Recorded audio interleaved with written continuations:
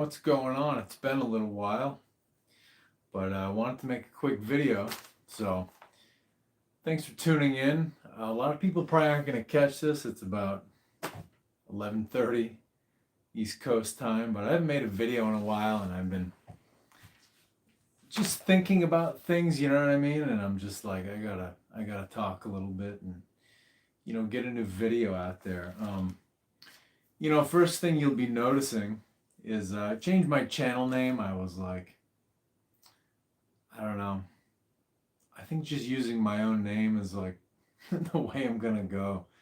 So yeah. So that's one new thing you're gonna notice. Um, but anyway, I want to keep this short. I gotta go to bed. I want to get to the point. So this video is about I'm gonna talk about the Babylonian New Year. So the Babylonians, the Sumerians, those civilizations from what we call Iraq now, they had their own way of reckoning the new year, their lunar new year. So what they did, the Babylonian Sumerian technique was, what you do is you have to back up about a month from the solar new year. So the solar new year is the new moon that takes place before the spring equinox. Excuse me, after the spring equinox. So, spring equinox is March, 20th, 21st, 22nd. So you fast forward anywhere from, 1 to 2 weeks that next new moon is going to take place. So, sidereal visible sky astrology, that's the new moon in Pisces, and tropical, it's a new moon in Aries. So what you do from that new moon after spring equinox, you go back one new moon. A couple days after that, what you're going to have is you're going to have the first waxing crescent moon after that. What is it? I'm going to say that 12th new moon, but so it's going to be that first waxing crescent moon after the new moon before the solar new year. And again, that solar new year is that new moon after the spring equinox around March 21st. So in this case, that new moon before the solar new year was 27th February. So sidereally, that was 15 degrees Aries. Tropical, what the hell is that? That's like 9 Pisces. So that was on the 27th of February, we had that new moon. By March 2nd, we had the Babylonian New Year, that Babylonian Lunar New Year. So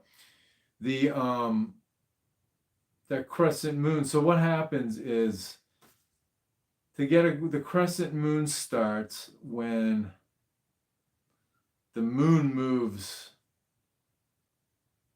about 45 degrees away from the point where the sun and moon met to create the new moon.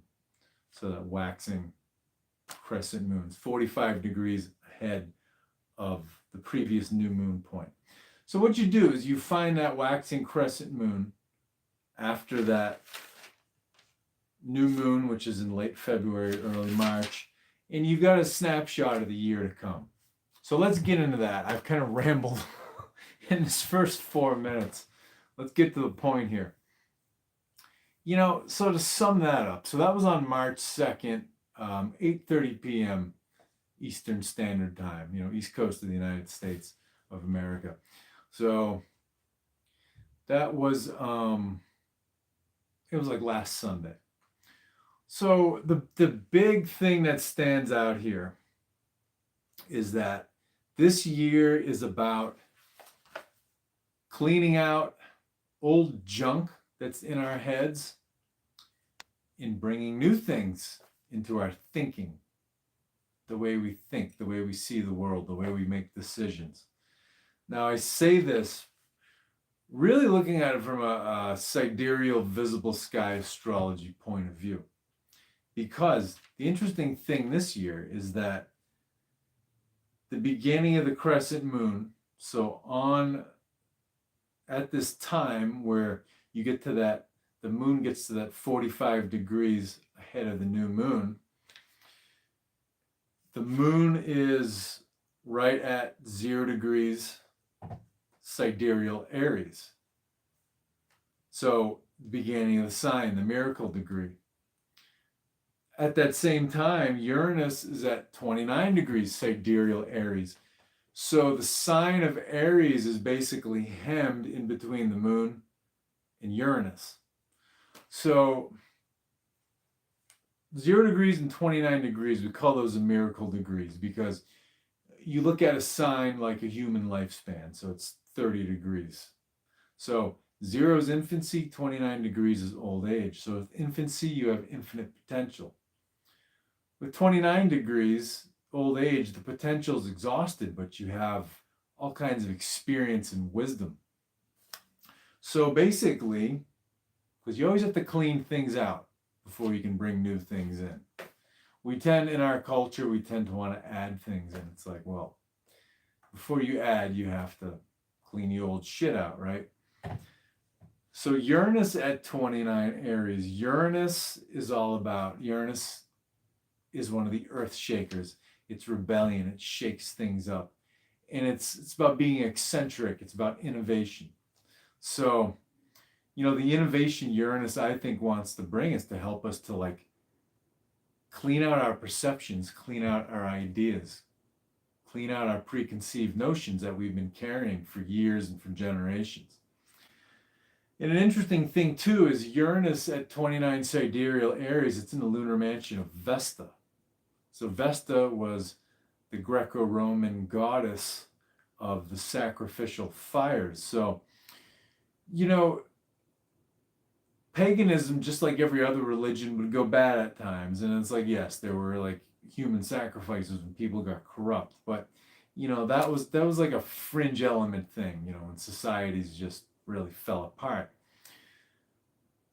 Sacrifice, when people went to temples, you brought food, you brought the highest quality food, and you would put that in the fire, and it's like incense. It brings your prayers, the smell brings your prayers to the heavens, to the gods, and to me, the gods they're basically our higher selves. So, it's where gods can be triggering for people. Gods are beings just like us, but they're in higher worlds. They're working on different lessons than we are. So anyway, Uranus is telling us to be rebellious by, throw out and sacrifice your old preconceived notions. And that's the thing too, is pagan sacrifice is really about sacrificing your assumptions and your emotional comfort zones. So it's like you level up in life when you sacrifice your emotional comfort zones and your assumptions too that were part of those emotional comfort zones. So you look at sacrifice that way, it's like, yeah, it's a very powerful thing to do to improve your life. And that was the whole idea. So Uranus wants us to sacrifice our preconceived notions, our assumptions, and, our views that we got from people who just, fed them to us, and we believe them blindly, that we got from people and institutions. So an interesting thing too is Uranus is conjunct within 3 degrees of Algol. So Algol is the head of Medusa. It deals with the downfall of leaders in the world, especially business leaders. And, the world has been captured by merchants at this point. So it's like everything's a business. Countries are not sacred realms anymore where the land is viewed as like a living thing and basically a god and a goddess. It's just a resource for exploitation. The merchants own the leaders. Our leaders these days are politicians. And then even, the churchmen leading the churches are merchants themselves, because churches are one of the most lucrative businesses in the world, and they're tax free because they've got the governments by the balls. So, yeah. So anyway, Taurus. So Algol is at 2 degrees of Taurus. So Uranus is conjunct within 3 degrees. Taurus is business leaders. And again, the fixed star Algol, the head of Medusa, it's about leaders losing their heads.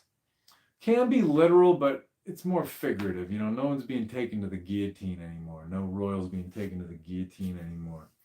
So Uranus is, I think, trying to inspire us to have some rebellious thoughts and, throw out this idea that these people are perfect, and that these people really even, care about us, at least as much as we think they do. Because they serve, even when they help us, they serve powerful interests first and foremost. It's like a lawyer. Even if your lawyer helps you in court, your lawyer is an agent of the court, an officer of the court. So the lawyer's first duty is to the court. Your lawyer may help you out of some sticky situations, but if your lawyer has to choose between you and the court, they're going to choose the court. And we're ruled primarily by lawyers in this world right now. So, we're going to see our leaders different, and the world's so-called leaders they've been falling apart for the past several years, the scamdemic and the needlecraft, all that shit was their last high. So Uranus is helping us to, clean out the baggage. Well, what's the moon doing? So the moon, what does the moon stand for? The moon stands for the subconscious mind. The moon can also be the physical body. But, more importantly here, it's the subconscious mind. Now, the moon also deals with the elves, the perfected immortals. So humans who stopped reincarnating because they graduated from Earth School, from the reincarnation cycle. The ancestors, a lot of cultures call them.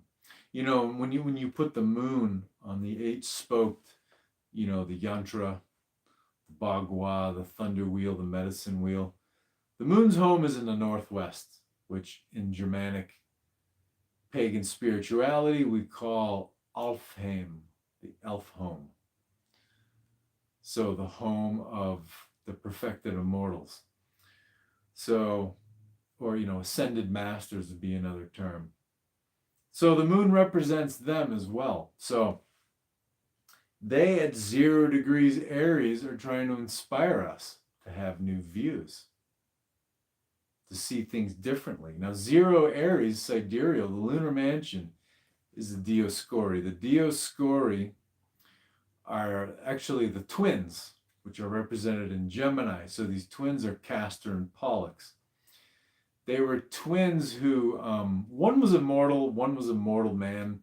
And the mortal man eventually died, but his brother, basically petitioned Zeus to raise him to, celestial immortality. So Zeus did that, and they became these deities, these beings who humans could call upon, especially travelers. Humans could call upon them for help at any time. Very friendly beings, just like Apollo, really. So so they're called the Ashwini twins. They're called the Dioscuris. They were horsemen, and they could be called upon by humans at any time. They're very informal, very friendly. You didn't have to really do anything elaborate to get their attention and to get their help. So again, these elves, these ancestors, these perfected immortals, lunar mansion of the Dioscuri, these twins, these horsemen that look after and guide and help humans, human travelers, because we're souls traveling through this world, right? So they want to help us to perceive things differently, to think differently, because again, Aries is the head. And when I look at this from the perspective of being an American, this, if you look at it from, a whole sign perspective, Aries is in the fifth house. The fifth house deals with relationships. It deals with, the solar plexus, a sense of personal power. It deals with art, with entertainment. And, politics is a performance art. It's a total show, total showmanship. So I think that's a big thing, is we're being challenged to clean out our old, outdated views of politics, of that performance art, and to adopt new, fresher, really more accurate, down-to-earth, and realistic views. So that's one of the big things here. And then, that Vesta, that lunar mansion where Uranus is, the body part it deals with is the head. So it's like, clean out the head, rebel against your old assumptions, your preconceived notions. And then the animal that it pertains to, that it resonates with, is the ram. So the ram, when it fights, it butts up against things, bounces things out. So I think that's what that energy is trying to do. And then when you look at that Dioscuri lunar mansion, where the moon is, it's ruled by Ketu. It's ruled by the south node, which takes things out of this world, but it's also deals with deep spirituality that has no agenda. So it's almost like just be impartial, have no agenda, and look at things from a fresh perspective. The animal is the horse, because the Dioscuri, the twins Castor and Pollux, they were often depicted as horsemen. So horses, they come in galloping, it's like the cavalry, it's like you call in the Castor and Pollux, the twins, the Dioscuri, it's like calling in the cavalry for help. So, and if you're sincere and you've done the work, then the gods help us. And the body part that it deals with, it's the top of the feet. So it's like walking into new space. So, pretty interesting. And another big thing, on this Babylonian New Year, sign of Pisces. Pisces deals with hidden places, things that go on in secret, that go on behind the scenes. We've got a stellium, so, we've got Rahu, the north node, at 3 degrees, Neptune at 4 degrees. And that Neptune, it's approaching the point where it was during the American Civil War back in 1861. So I'll make another video about that. We have a whole situation coming up. I don't think like a conventional civil war. This thing is more in the mind. It's going to be cultural, commercial, financial. Much more difficult to deal with than an actual war. Daily living will whip your ass way more than a war ever will. So, it'd almost be a relief if it was some physical, conventional war in some ways, but it's not going to be that, because like 4th, 5th generational warfare that we're up to now, it's all psychological, because you lose too much labor force and too many consumers when you have a conventional war. So, but hell, anything can happen. So anyway, Rahu, north node, 3 degrees, Neptune at 4 degrees. This is all sidereal Pisces. Mercury in its debilitation at 5 degrees Pisces. But debilitated Mercury, it helps us to just see, it helps the intellect to grasp deep, wild, crazy, spiritual, otherworldly shit. So, and then, Venus is in retrograde in there too. So Venus is at 16 degrees when this Babylonian New Year kicked off. So not tightly conjuncted, but, in the same sign. But yeah, when you get that stellium, that conjunction, Rahu, Neptune, Mercury, basically Rahu is the north node. You look at him as Loki too, because it's the trickster. Rahu is distortion. So it's like seeing things in distorted ways. Trickster gods, like Rahu, Loki, they don't lie, but they distort things. It's like a funhouse mirror, or it's almost like a magnifying glass that has varying thickness. So you see things in weird, distorted ways, like in weird proportions. Now, this can, depending on what we do, if we're impulsive, like this Rahu energy helps us to see things totally wrong and inaccurate.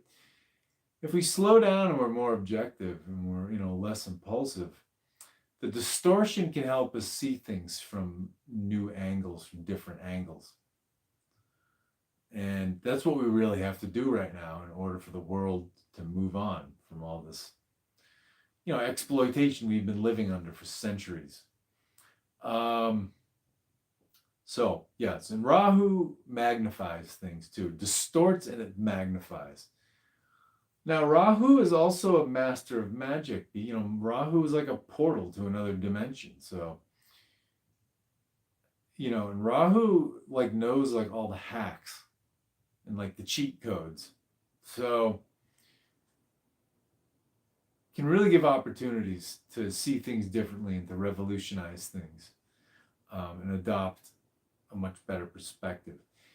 So, Rahu is at the lowest degree, 3 degrees. Neptune is at 4 degrees. Neptune is like the highest spiritual truth, the highest spiritual love that doesn't have like a sort of like a physical sexual component. It's like it's more, it doesn't have agendas and it's more spiritual. Now, there's a dark side to that, because if you don't have a healthy sense of self, then you become a martyr to causes that that you didn't really understand, and you become a martyr that gets exploited by the people running those causes and controlling those organizations and institutions. So it's like Neptune can deal with like things like religious fundamentalism, where it's like your sense of love gets so like distorted and out of balance that like you're ready to kill people because they don't believe what you believe. So, but Neptune, also like tries to bring things up to the highest spiritual level possible, and it kind of like it helps us to shed like just crap that we don't need. And then Mercury's the intellect. So basically, Rahu and Neptune are like trying to raise the intellect and our communication, because Mercury deals with both intellect and communication. Deals with like, also it can deal with like trade and commerce and all that stuff. But, here it's more intellect and communication. So, and Rahu and Neptune they both have a role in exposing secrets. They both like to do that. So, a lot of secret things are being communicated right now, things that were hidden and under wraps for a long time. Now, these planets, will eventually meet up with this retrograde Venus. And, Venus deals with relationships and it deals with social interactions. So, when retrograde Venus comes back and meets these planets, it's going to be about rethinking relationships and seeing all of our relationships from like the people we deal with on a daily basis to people across the world to our government to whatever institutions we deal with. So it's going to be about reevaluating those relationships and rethinking our place in them and wondering, are they healthy, are they balanced, or are they like totally one-sided? Are they sucking us dry, or are we sucking people dry? So, pretty interesting. And then, as an American, I look, where is this in America's chart? It's in the 4th house. So, the 4th house is our homeland. So, it's about our relationship with our country and our fellow Americans and, all that kind of thing. So, big rethinkings going on. Also at this time, Pluto is in sidereal Capricorn. It's Pluto in Capricorn always uncovers corruption. It shows us where, government, because government is Capricorn, where it's like overly controlling and manipulative and all that stuff. And it's we just, as America, we just had a Pluto return. So Pluto just came back to, and just passed the birth degree where it was on July 4th, 1776. So America's going through this whole rebirth.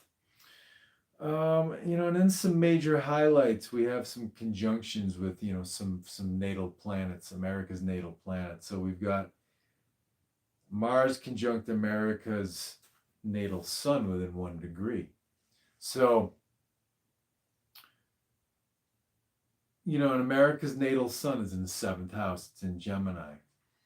So it's basically, something that's very important to America is like its neighbors and its friends. So in some ways, it's like our relationships with our allies, our friends, our neighbors they're rocky. It's like there's a whole thing where, the US government is dealing with the Mexican government where they've been letting these cartels go crazy. They've been aiding and abetting, or at least turning a blind eye to drug trade, to human trafficking that's going across the border. So there's all that kind of thing going on. America's like having, reevaluating its relationship with NATO, kind of having a falling out with it. So, yeah.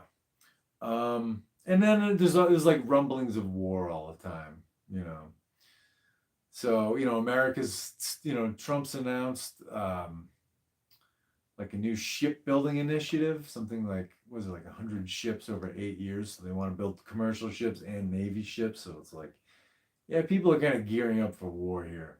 I don't know, like Neptune it's coming to where it was when the Civil War started, and it's like Abraham Lincoln and, just people in the United States in general, especially people in the US government, they thought the Civil War would be some quick little thing, and, it started in April and was like, well, it'll be over by Christmas time. And it's like, nah, it was like 4 years of like a total meat grinder.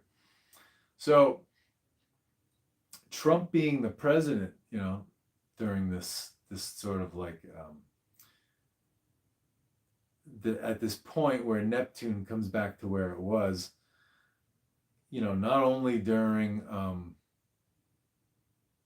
where it was during the Civil War, and then where, that's where, Neptune is where it was at the start of the Civil War, and then Uranus is where it was pretty much during every major war that's ever happened in the U.S. So Revolution, Civil War, World War II.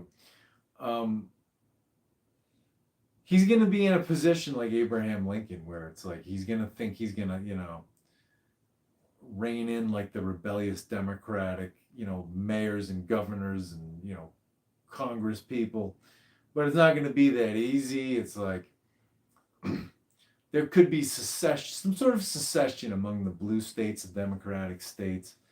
And they're probably going to go, to other world powers to try to get diplomatic recognition of, like their independence in some way or another. So it's like he's going to be in a very similar situation there. So yeah, that, it's pretty interesting with that. It's like our peace of mind with our neighbors and allies and friends is like just not there. Another thing going on is K2, the South Node, the portal that takes things out of this world. It's conjunct with America's natal Neptune. So,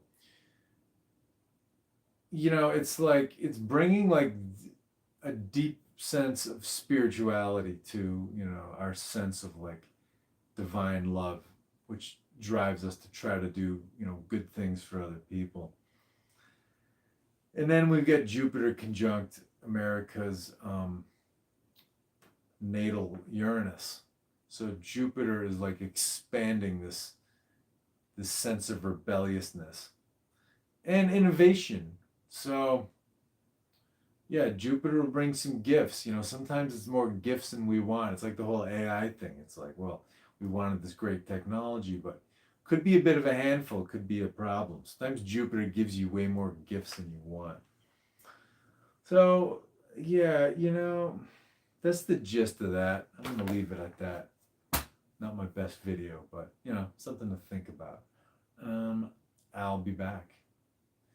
Have a good night.